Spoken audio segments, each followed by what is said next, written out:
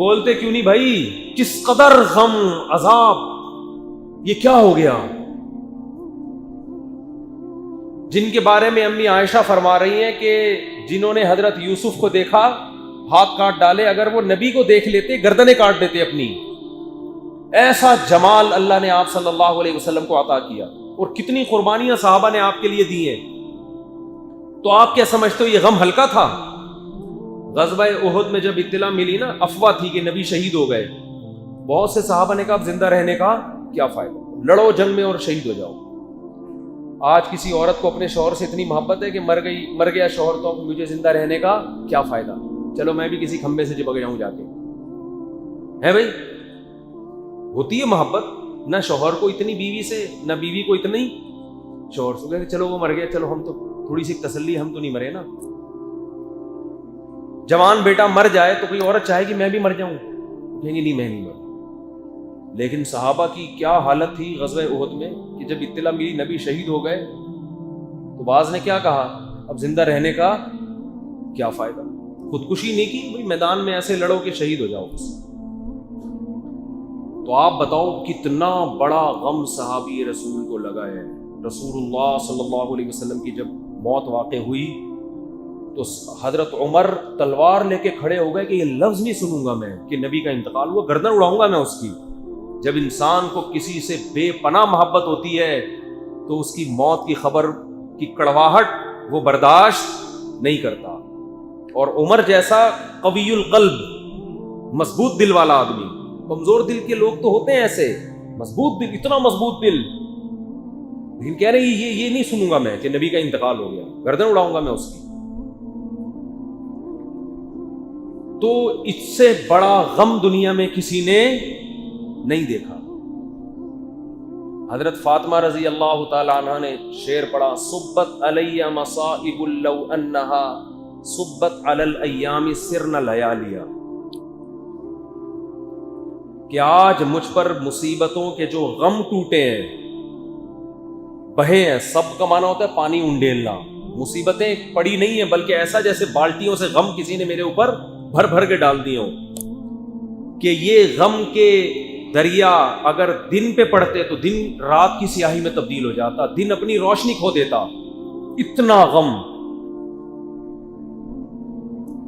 لیکن اس غم میں بھی حضرت ابو بکر حوصلہ دے کے فرما رہے ہیں کہ یہ غم اللہ کو محبوب، یعنی اس غم میں جو حواس باختہ ہو رہے ہو یہ اللہ کو محبوب نہیں ہے. صبر کرو صبر.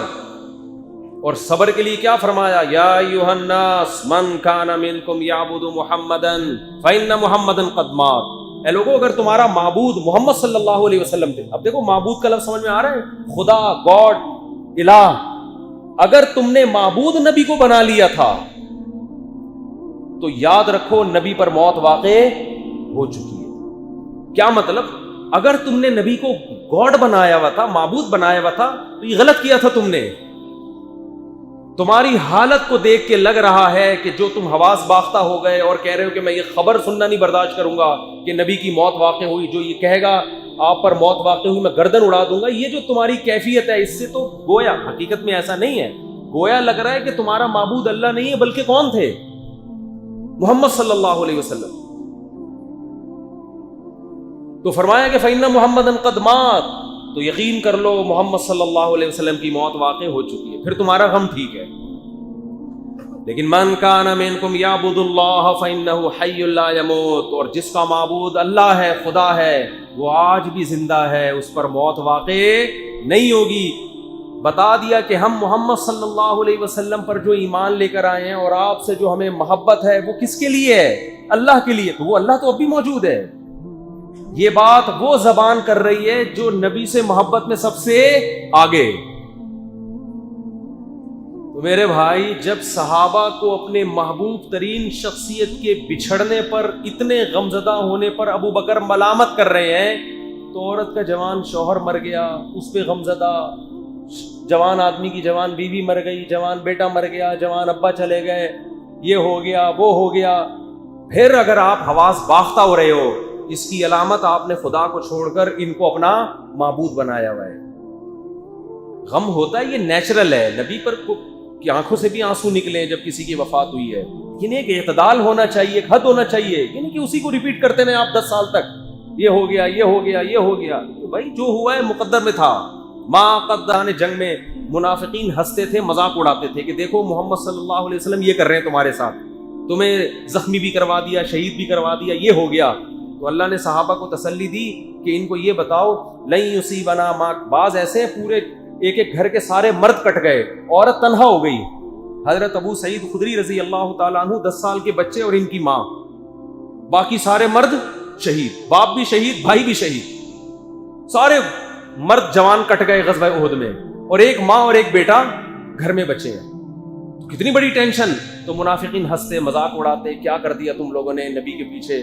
تو قرآن کی آیتیں نازل ہوئی کہ اے نبی ان سے کہہ دیجئے لن یصیبنا الا ما کتب اللہ لنا، ہمیں وہی غم پہنچے ہیں جو اللہ نے ہمارے مقدر میں لکھے ہوئے ہیں.